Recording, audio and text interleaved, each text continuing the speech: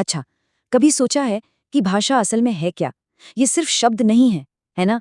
असल में तो ये एक कला है कि कैसे हम शब्दों को सही जगह पर रखकर उन्हें मतलब देते हैं, उन्हें दमदार बनाते हैं। तो चलिए, इसी कमाल की दुनिया में थोड़ा और गहरे उतरते हैं। अब जरा इस पर नजर डालिए। एक तरफ लिखा है खेल रहे हैं बच्चे और दूसरी तरफ बच्चे खेल रहे हैं। शब्द तो भाई एकदम एक जैसे हैं, पर फर्क साफ है ना? एक तो बस शब्दों का झुंड लग रहा है, लेकिन दूसरा दूसरा एक पूरी बात बता रहा है। यही तो है शब्दों की तरतीब का कमाल, और यहीं से हमारी आज की बात शुरू होती है। तो शब्दों के इसी जादू को समझने के लिए जानते हैं कहाँ से शुरू करना होगा? भाषा की सबसे सबसे बुनियादी चीज से, और वो है वाक्य, किसी भी बातचीत की असली बुनियाद। तो सवाल ये है कि आखिर एक वाक्य होता क्या है? सीधी सी बात है, ये शब्दों का एक ऐसा ग्रुप है जो पहली बात व्यवस्थित हो यानी सिस्टमैटिक, और दूसरी सार्थक यानी जिसका कोई मतलब निकले। ये दो शब्द व्यवस्थित और सार्थक, इन्हें पकड़कर रखना है। अगर शब्दों का क्रम बिगड़ा या कोई मतलब ही नहीं बना तो भाई वो वाक्य नहीं है। चलिए, अब जब ये पता चल गया कि वाक्य क्या है, तो क्यों ना इसे चीर फाड़ कर देखा जाए, मतलब इसकी बनावट को समझा जाए।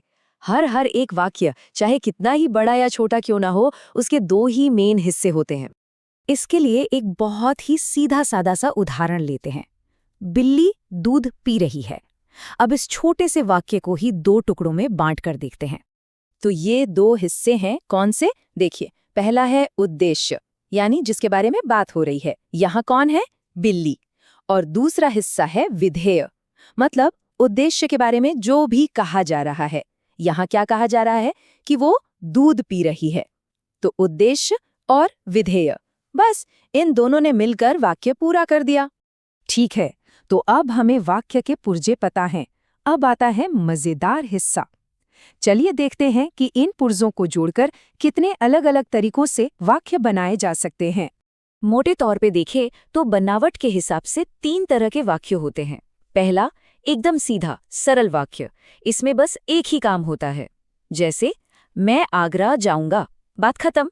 फिर आता है संयुक्त वाक्य। इसमें क्या होता है कि दो सरल वाक्य और पर लेकिन जैसे कनेक्टर से जुड़ जाते हैं। और आखिर में है मिश्र वाक्य।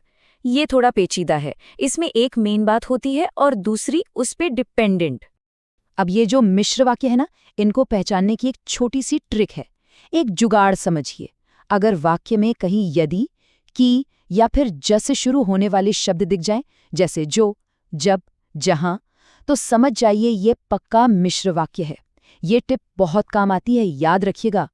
ठीक है, तो वाक्य बनाना तो आ गया, लेकिन क्या अच्छी भाषा का मतलब सिर्फ सही सही वाक्य बनाना है? नहीं, असली कला तो अपनी बात को कम शब्दों में लेकिन असरदार तरीके से कहने में है। और यहीं से एक सवाल खड़ा होता है, क्या ऐसा हो सकता है कि पूरी एक लंबी सी बात को सिर्फ एक शब्द में कह दिया जाए? चलिए देखते हैं।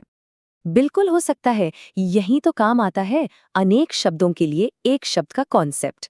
ये अपनी बात को वजनदार और एकदम सटीक बनाने का शानदार तरीका है। जैसे मान लीजिए कहना हो, जिसके आने की तिथि निश्चित ना हो। इतना लंबा बोलने की क्या जरूरत है जब एक प्यारा सा शब्द है अतिथि। देखा, एक शब्द और पूरी कहानी खत्म। यही तो है भाषा का असली सौंदर्य। एक और देखिए, जिसके समान दूसरा ना हो। इसके लिए हमारे पास क्या शब्द है? अद्वितीय। ये सिर्फ शब्द नहीं बचाता, बल्कि उस बात में एक अलग ही वजन डाल देता है, उसे खास बना देता है।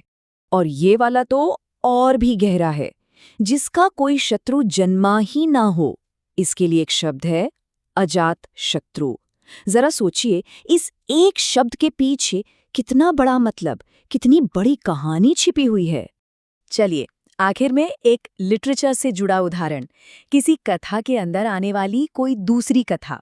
इसे हम कहते हैं अंतः कथा। ये बताता है कि ये तरीका सिर्फ आम बोलचाल में ही नहीं, बल्कि साहित्य में भी कितना काम का है, जहाँ एक एक शब्द की कीमत होती है। तो इस पूरी बातचीत का सार क्या निकला?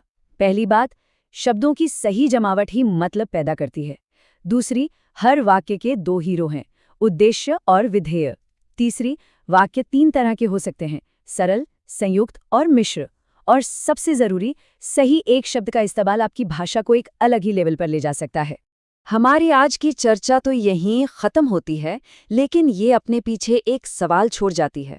हमने नियम कायदे तो सब देख लिए, पर असली सवाल ये है, इन सब औजारों का इस्तेमाल करके कोई भी अपनी बात को, अपनी भाषा को और ज्यादा दमदार और असरदार कैसे बना सकता है? ये सोचने वाली बात है।